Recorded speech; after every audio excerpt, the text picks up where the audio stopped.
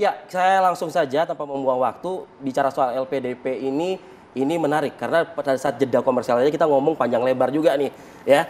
Meskipun jeda komersialnya sebentar doang sih gitu ya. Mas Ella, bicara LPDP, Ya. gimana ke depannya Mas Ella? Gini, Pak Presiden Prabowo sudah mencanangkan bahwa sumber daya manusia itu adalah investasi yang paling penting dari negara kita. Tanpa sumber daya manusia yang unggul, kita tidak akan bisa mencapai Indonesia emas. Jadi investasi terhadap sumber daya itu adalah yang utama. Demikian memang yang sudah dicanangkan dan direncanakan oleh Pak Presiden Prabowo.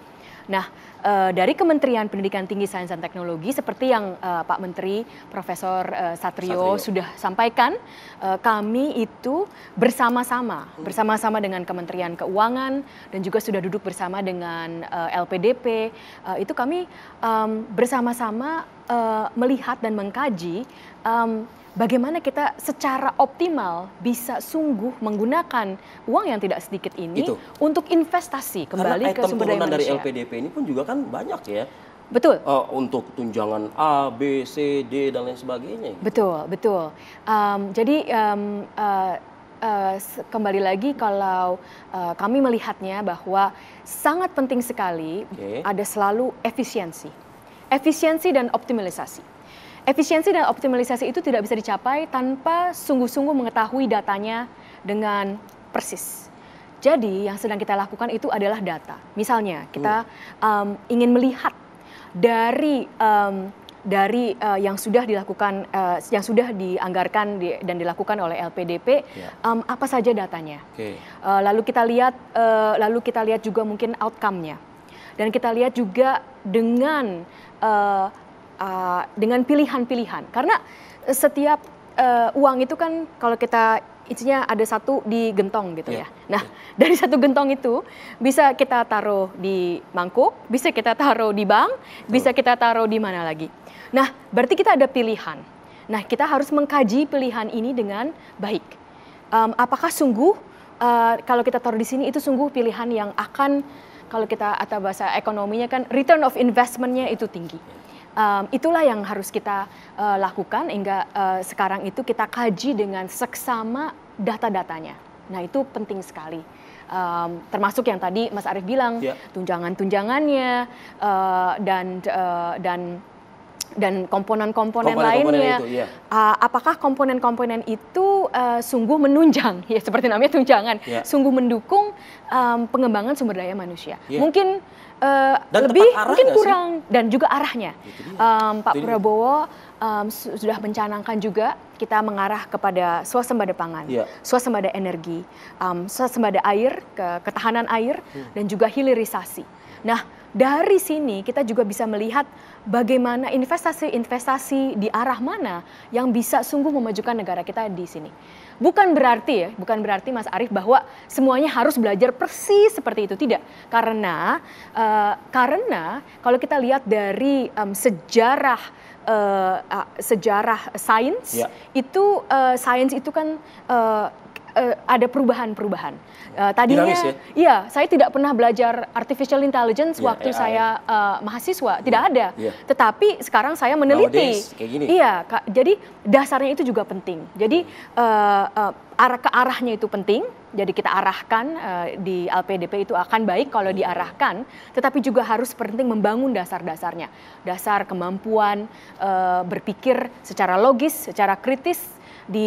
Itu sangat penting sekali, dan bagaimana kita menggunakan uang LPDP ini sebaik-baiknya, dan kembali lagi ini bersama. Artinya tidak mesti harus ada yang diarahkan oleh pemerintah, tapi keinginan dari individu-individu pun juga bisa untuk dilaksanakan menggunakan sistem LPDP tadi, begitu ya? Saya rasa itu harus bekerja sama ya, karena keinginan individu tentu saja kalau bukan pakai uang negara ya silahkan.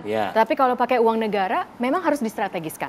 Nah, tetapi maksud saya itu tadi adalah sebagai negara kita sungguh berpikir secara strategis bahwa investasi-investasi dasar pun di bagian matematika, bisa matematika murni, itu bisa menghasilkan contohnya penelitian di bidang artificial intelligence, itu yang maksud saya. Jadi tidak semuanya harus belajar computer science. Nanti tidak diversifikasi kita. Nah, itu. Mas Ella, ini kalau bisa ditangkap dari pernyataannya, apakah memang ini ke depannya ada unsur penghematan begitu? Penghematan tidak. Penghematan karena uang di dana abadi itu memang sudah disediakan demikian. Sudah ada. Dan sudah ada dicanangkan oleh Kementerian Keuangan berapa persen yang bisa digunakan untuk beasiswa. Jadi tidak ada penghematan dalam artian pengurangan ya. Ya, terutama di komponen-komponen tadi. Iya, bukan. Itu ada kemungkinan penghematan dalam arti efisiensi. Jadi mungkin dalam tadi yang saya bilang 1 gentong itu mungkin akan dipakai untuk pilihan yang lain yang mungkin lebih optimal dan lebih efisien. Kalau penghematan dari segi itu, ya.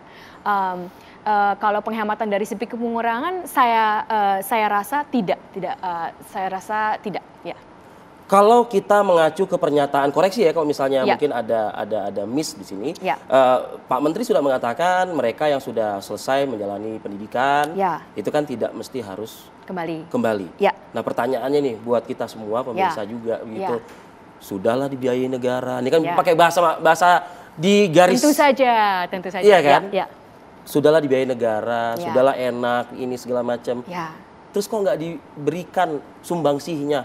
Seperti kayak Mbak Stella misalnya gitu, udah kemana-mana ya kan, tapi akhirnya kembali ke tanah air untuk memikirkan nih nasib bangsa nih gitu loh, melalui kementerian. Nah, ada pernyataan-pernyataan seperti itu di publik dari para masyarakat. Bagaimana menyikapi hal ini? Pertama, saya sangat mengerti mengapa publik berkata seperti itu. Karena tentu saja kembali publik merasa, oh ini sudah uang negara dari pajak, harus dimanfaatkan sebaik-baiknya. Namun kembali, ayo kita lihat datanya bersama. Kebetulan saya ditugaskan Pak Menteri juga untuk melihat optimisasi dan ada data-data yang sangat mendukung mengapa kalau seseorang Indonesia itu akan berkarya secara tinggi, berkarya secara baik di luar negeri itu akan membawa keuntungan yang besar untuk Indonesia. Ini adalah data-data yang sudah saya teliti bersama dengan tim saya. Kita lihat dari case study seperti di Korea Selatan, seperti di India, dan juga terutama sekali di Tiongkok. Nah, apa yang terjadi? Tidak semuanya kembali. Yang Pak Menteri waktu itu bilang adalah karena waktu mereka kembali belum tentu ada industri yang menyerap mereka. Nah itu perlu diperhatikan. Itu yang dikhawatirkan ya? Itu yang dikhawatirkan hingga Pak Menteri membebaskan. Nah kalau kita berpikir, tapi saya juga mengerti mengapa orang bilang loh kok seperti buang-buang uang. Ayo mari kita bersama pikir, sebenarnya tidak. Coba Anda pikirkan, seandainya begitu banyaknya orang Indonesia seperti orang India yang menjadi top CEO di perusahaan-perusahaan di Amerika Serikat. Mas Ari tahu, di Silicon Valley, saya kebetulan pernah tinggal di situ, itu 50% bahasa yang mereka bicara di Silicon Valley itu bahasa yang mereka bicara di rumah itu bukan bahasa Inggris. Silicon Valley itu secara gampangnya itu sekitar 30% itu semuanya orang India. Dan itu kenapa? Itu karena begitu banyak diaspora mereka yang menjadi CEO dan mereka lebih meng-hire dari negara India sendiri. Tentu saja kita inginkan seperti itu. Kedua, dari sisi saya karir sebagai seorang ilmuwan.